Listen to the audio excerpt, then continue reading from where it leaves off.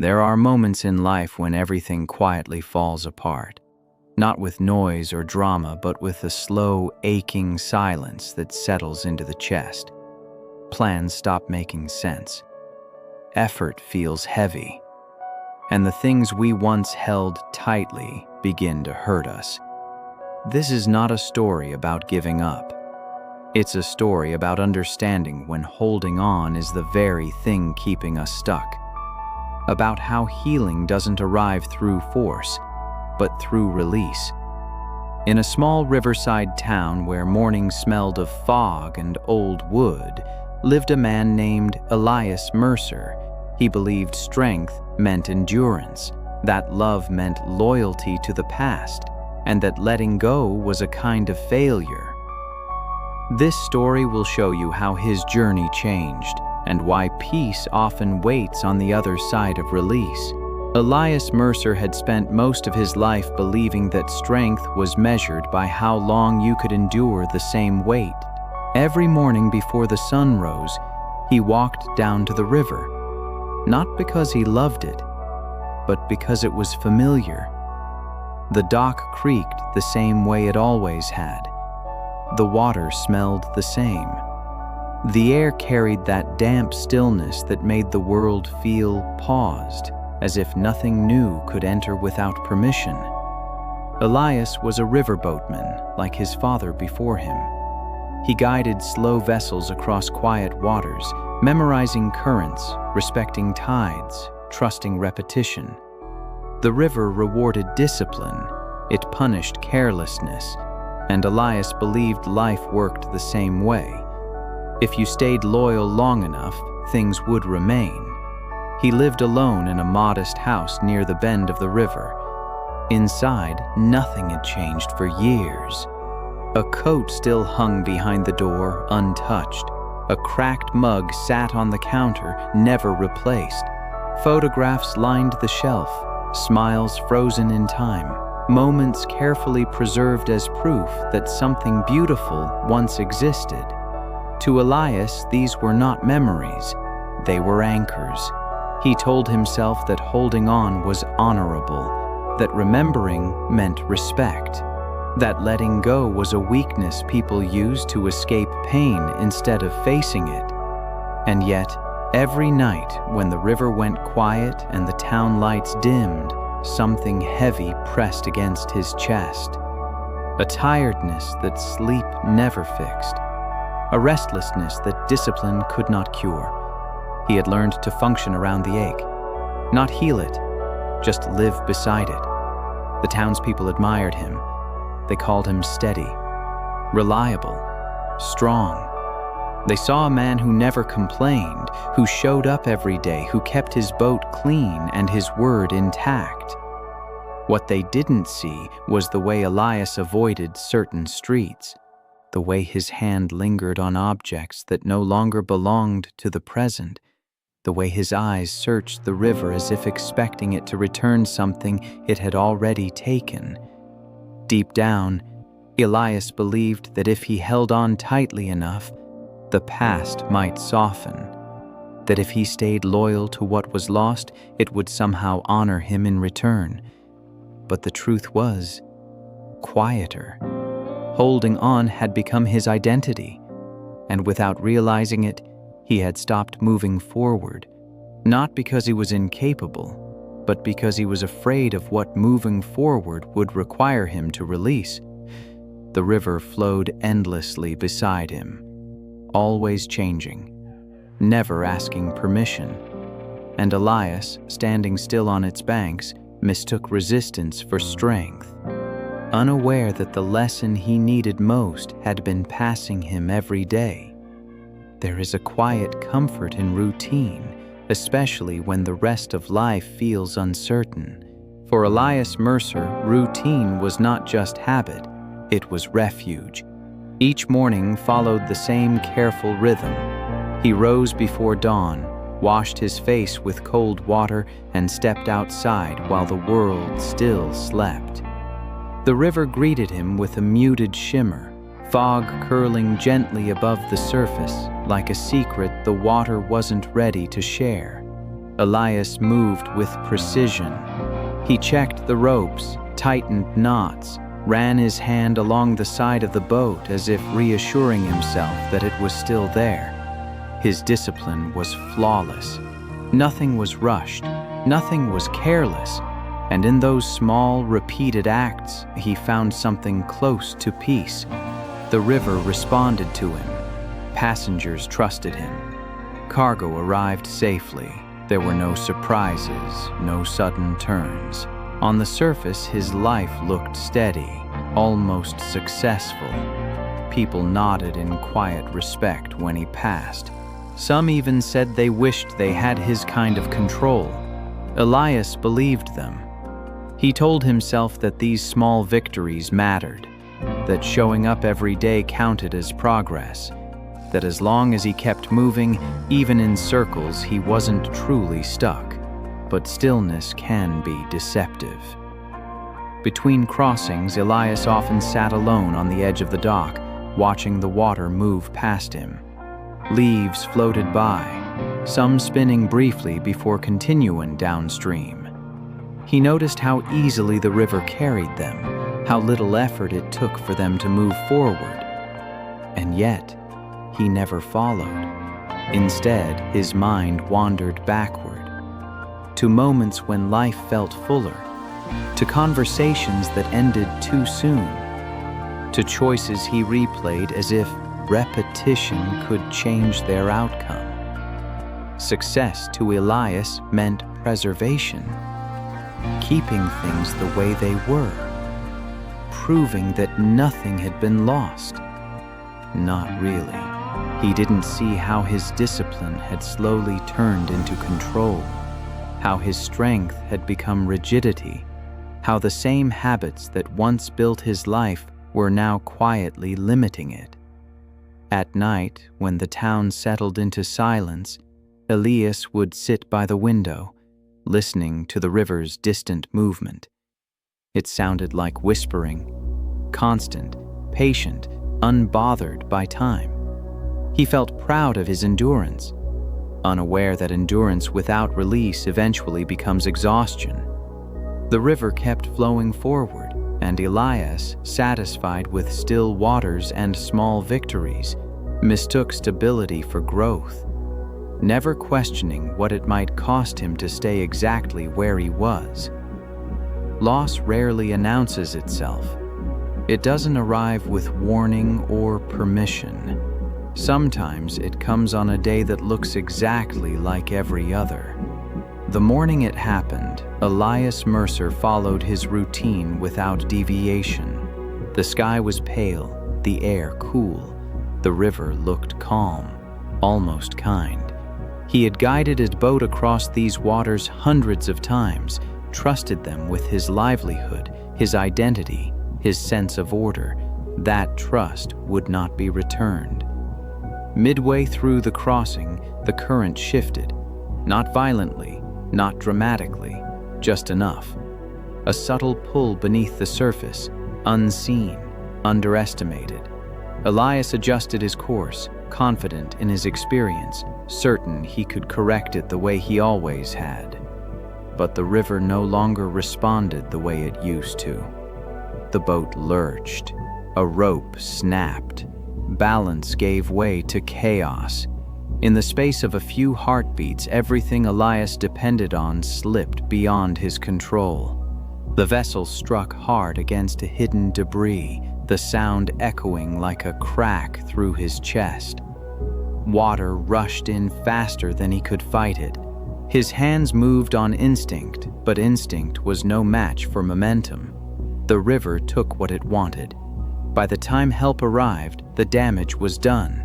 The boat, his boat, was ruined. Years of work, discipline, and identity lay broken against the shore, splintered and soaked. The river flowed on, indifferent to the wreckage it left behind. Elias stood there in silence, staring at what remained. His clothes were wet, his hands shaking, not from cold but from disbelief. He waited for anger to rise, for grief to scream, for something loud enough to match the loss. but what came instead was emptiness. The town gathered around him with concern in their eyes and words he barely heard. They spoke of accidents, of bad luck, of repairs and insurance, and moving on. Moving on.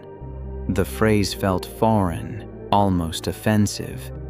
That night, Elias returned home alone. The house felt smaller, heavier. Without the boat waiting for him at dawn, the future stretched out unfamiliar and exposed. His discipline had no place to land. His routine had no anchor. For the first time in years, he sat in the dark without distraction. Memories flooded in, not gently, but all at once. Every moment he had tried to preserve now felt fragile, threatened. The past, which he had clung to for stability, suddenly felt like a burden he could no longer carry. He told himself the loss was temporary, that he would rebuild, that things would return to how they were if he worked hard enough. But deep down, a quieter truth surfaced. The river had taken more than wood and metal. It had taken certainty, and it had exposed a fear Elias had spent years avoiding, the fear that holding on couldn't protect him from change. Outside, the river continued its endless journey. Inside, something in Elias finally broke, and with that break came the beginning of a question he wasn't ready to answer. What happens when the thing you build your life around no longer exists? Grief does not always look like tears. Sometimes it looks like refusal.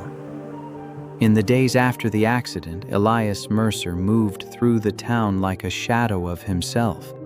He nodded when spoken to. He answered when required, but his mind stayed fixed on the moment before everything changed, replaying it again and again, as if repetition might reverse the outcome. He returned to the river each morning, even though there was no boat to guide. He stood at the dock, hands at his pockets, staring at the water with quiet defiance. The river had taken something from him, and Elias was not ready to forgive it. He told himself he just needed time, that once the shock faded, he would rebuild, that his discipline, his endurance, would once again prove stronger than circumstance. But rebuilding required acceptance, and acceptance felt too much like surrender. Inside his home, the past tightened its grip. Elias touched the old coat more often now. He lingered over photographs, tracing faces with his eyes, measuring what was lost against what remained. Every object became a reminder, not of love, but of absence. He began to believe that letting go would erase meaning, that releasing the past would dishonor everything it gave him. So he held on harder. He avoided conversations about the future. He dismissed offers of help. When people suggested new work or different paths, he smiled politely and changed the subject. They didn't understand, he told himself. This wasn't something you replaced. At night, guilt crept in like a tide. Elias questioned every choice he had made, every adjustment, every second of confidence. He blamed himself for trusting the river, for believing experience could outmatch change. Sleep became restless. Silence grew loud. The discipline that once gave him strength now trapped him in patterns of thought that went nowhere. He woke each morning with the same heaviness, the same resistance to a world that kept moving forward without asking if he was ready. Anchored to yesterday, Elias mistook loyalty for love. He believed that pain was proof of devotion, that if it still hurt, it still mattered. But clinging to the past did not preserve it. It only prevented him from meeting the present. The river, patient and unmoved, continued its journey. Elias remained on the shore, gripping memories like lifelines, unaware that the longer he held on, the deeper the ache would settle. He had not yet reached the bottom, but he was sinking. There is a place beneath grief where words stop forming, where effort feels pointless, where even memory grows tired of repeating itself. Elias Mercer reached that place quietly. Days began to blur together. Without the structure of work, time lost its shape. Morning light slipped through the window, untouched by purpose. Meals went uneaten, conversations unanswered. The world did not collapse around him, it simply moved on. And that, somehow, hurt more. He stopped going to the dock, stopped watching the river. What once felt like loyalty now felt like humiliation. The water had proven something he didn't want to accept, that control was always an illusion. So he withdrew. The house grew still in a way that felt unnatural. Dust settled on surfaces that once held routine. The photographs on the shelf no longer brought comfort. They felt distant, like echoes from a life he could no longer access. Elias sat alone most evenings, listening to the ticking of an old clock. Each second sounded heavier than the last, as if time itself was reminding him of his stillness. For the first time, he questioned his strength. Had discipline truly made him resilient, or had it simply distracted him from vulnerability? Had holding on honored the past, or imprisoned him inside it? There were moments when he felt nothing at all. No sadness, no anger, just a hollow space where meaning used to live. And that emptiness frightened him more than pain ever had, because pain meant connection. Emptiness meant absence. One night, Elias stood by the window and watched the moon reflect faintly off the distant river. He realized how long it had been since he felt part of anything larger than his own thoughts. The river no longer whispered to him. It no longer waited.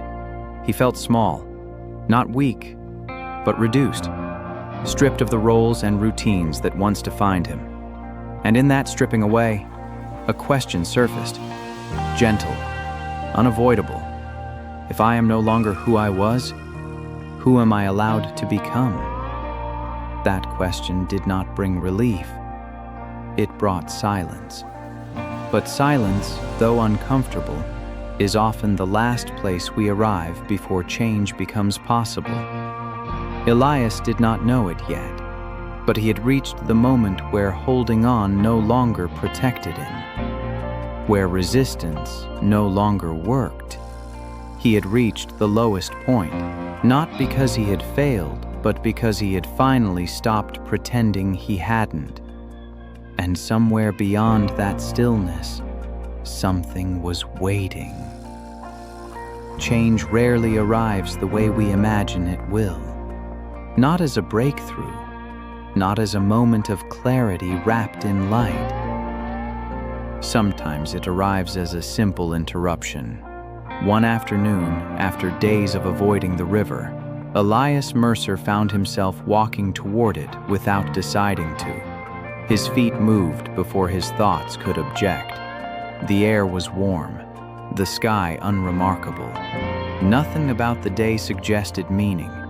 The river was calm when he reached it, not forgiving, not hostile, just present. He sat on a worn bench near the water, staring at the slow movement he had once known so well. For the first time in weeks, he didn't look for answers. He didn't replay the past. He simply watched. That's when he noticed the old man. He was sitting a short distance away, feeding small pieces of bread to the birds. His movements were unhurried, almost careless. He hummed softly, an uneven tune that rose and fell with no clear direction. They sat in silence for a long while, two strangers sharing the same view. Eventually, the old man spoke. "Funny thing about rivers," he said, not turning his head. They never keep what they touch. Elias felt the words settle before he understood them. They carry things, the man continued gently. Branches, boats, sometimes whole lives, but they don't hold on. If they did, they'd stop being rivers. Elias swallowed. He didn't respond. The old man glanced at him then, his eyes kind but observant. You look like someone who's been standing still for a long time. It wasn't an accusation, just an observation. I thought staying meant being strong, Elias finally said. The words surprised him as they left his mouth. I thought holding on was the right thing to do. The old man nodded slowly. Sometimes it is. For a while. He tossed another piece of bread into the water. The birds gathered, then drifted apart again. But strength changes, the man added. What protects you in one season can suffocate you in another. Elias felt something loosen in his chest, not relief, not pain, recognition. I don't know how to let go, he admitted. If I release what I had, I'm afraid there'll be nothing left. The old man smiled, soft and knowing. Letting go doesn't empty you, he said. It makes room. They sat quietly after that. No advice, no solutions, just the sound of water moving forward without effort. When Elias finally turned to speak again, the old man was gone. No farewell, no explanation. Only the river remained. And for the first time since the loss, Elias didn't feel abandoned by its movement. He felt invited to consider a truth he had resisted for far too long. That healing was not about forgetting. That letting go was not failure. That sometimes the most courageous act is allowing life to carry you forward without demanding it return what it never promised to keep. Letting go is rarely a single decision. It is a practice. After that afternoon by the river, Elias Mercer did not wake up transformed. His grief did not vanish. His memories did not soften overnight. But something subtle had shifted, like a knot loosening just enough to breathe. He returned to the river the next day, not to work, not to prove anything, just to sit.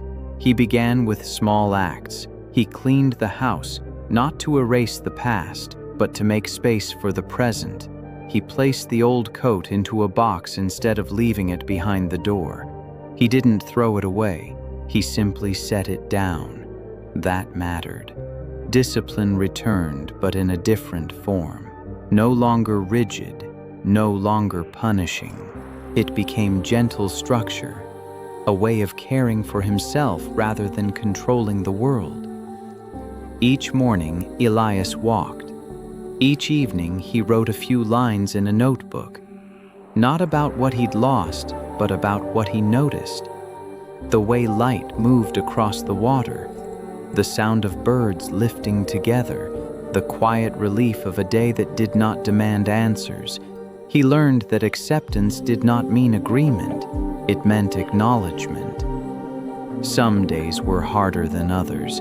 There were mornings when grief returned without warning, when the urge to reach backward felt overwhelming. In those moments, Elias reminded himself of what the old man had said. What protects you in one season can suffocate you in another. So he practiced release in small ways. He allowed memories to pass without chasing them. He let conversations end without explaining himself. He stopped measuring his worth by what he could preserve. Healing felt slow, unimpressive, almost invisible, but it was happening. The river began to feel different, not as something he had to conquer or mistrust, but as something he could learn from again. Its movement no longer mocked his stillness. It mirrored possibility. Elias realized that discipline was not about holding on. It was about showing up, even when letting go felt uncomfortable. And in that showing up, he felt something new take shape. Not certainty, not control, but peace. The kind that doesn't demand permanence, the kind that allows change. Growth is never a straight line. Just when you think you've moved beyond something, it finds a way to test you again. For Elias Mercer, the test came quietly, wrapped in familiarity. One morning, as he walked along the riverbank, he saw a boat tied at the dock. Not his.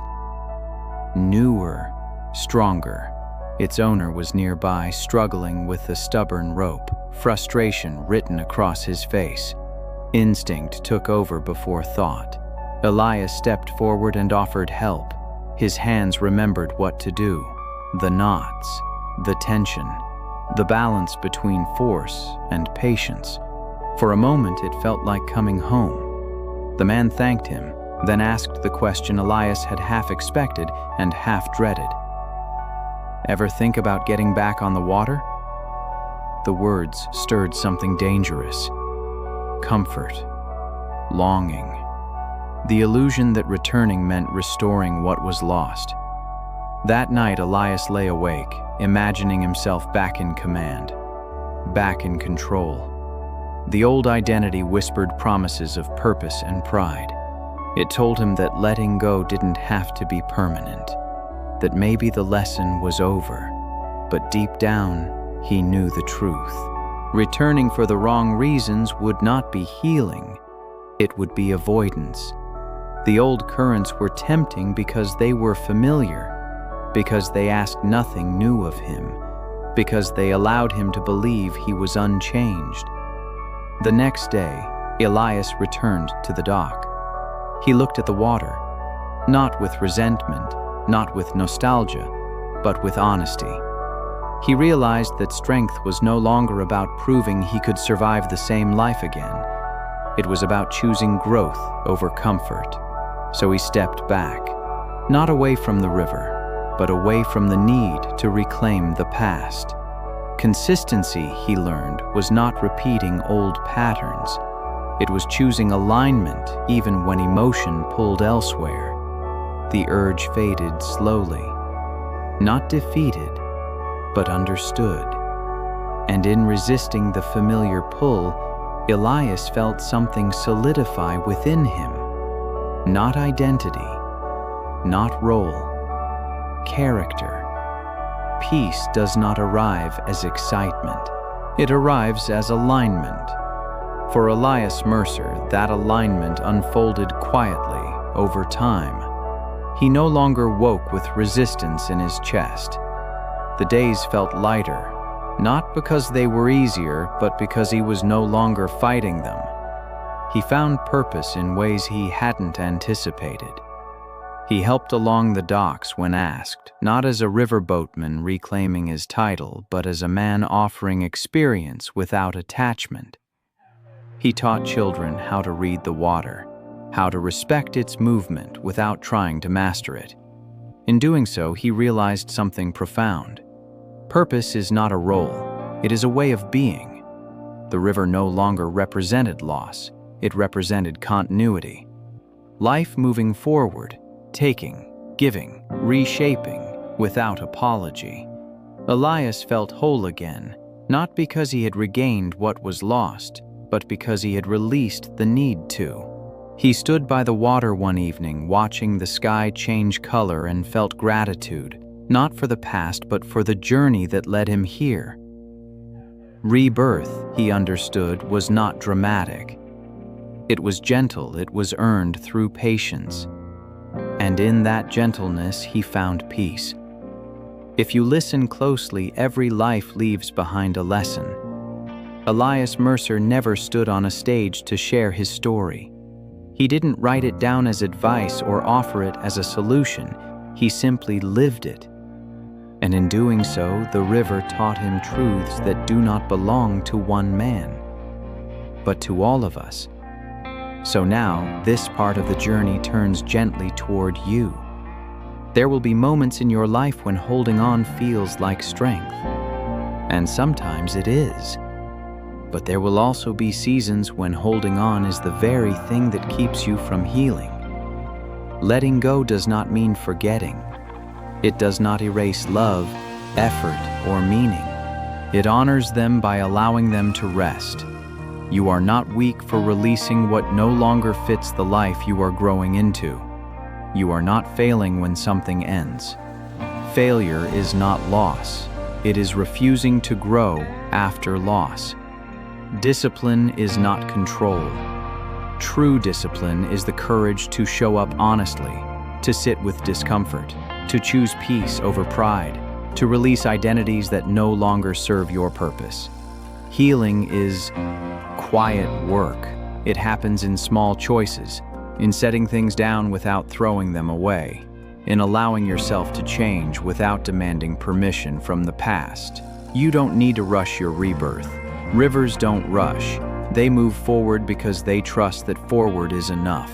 And if you are standing still right now, if life has taken something you were not ready to lose, know this: you are not broken.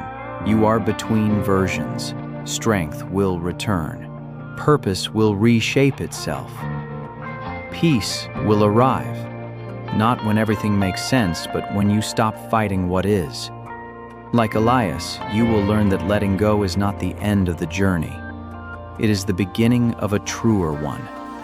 So take a breath, release what is heavy, and allow life to carry you forward. If this story brought you reflection, comfort, or quiet motivation, consider supporting it by liking, sharing, or subscribing, so these stories can continue reaching those who need them. The river keeps flowing, and so can you.